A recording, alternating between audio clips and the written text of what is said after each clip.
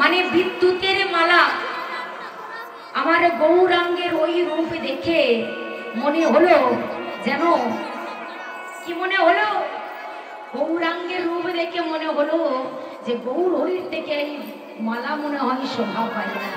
আহা হরি কি রূপ আমার গৌর হরি। তাই বলছে দামিনী দাম দর্শনে দূরে গিয়েও ধরো পক্ষী দাপ। কারণ গৌর সুন্দর, তিনি ব্রাহ্মণের ছেলে, তাই না বাবা?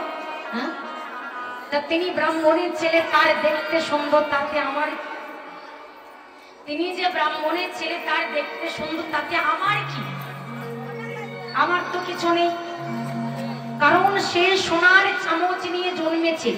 কোন রাজার ছেলে যদি সোনার চামচ মুখে নিয়ে জন্মায় তাহলে তাতে আমার কি কোনো লাভ আছে? হ্যাঁ, তবে লাভ আছে বটে।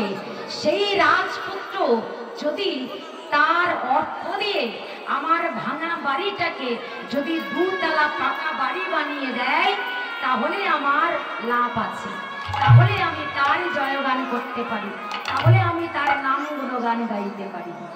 কিন্তু রাজপুত্র দেখতে সুন্দর, তাতে আমারই কি?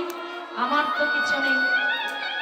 তাই বলছে আমার গৌরাঙ্গ মহাপ্রভু, তার যে রূপ আমার, তাই বিষ্ণুপ্রিয়া দেবী আমার, তিনি কি করলেন? বলছে শোন শোন, আহারে তোর গৌরাঙ্গ শুধু একাই নয় দেখতে ভালো, এই নগর কিছু মনে হয় আর কোন পুরুষ দেখতে ভালো নয়। বলে শোন, আমার গৌরাঙ্গ, গৌরাঙ্গ সঙ্গে কারোর তুলনা করিস না। বলে শোন, আকাশে তো বিদ্যুৎ দেখলে চমক দেয়, চমক দেয় না? বর্জা গাছ যখন পড়ে তখন চমক দেয় না? আলো আলো জ্বলে ওঠে না? কি গো বাবা, যখন আকাশ থেকে বর্জা গাছ পড়ে তখন চমক দেয় না? দেয় তো? তখন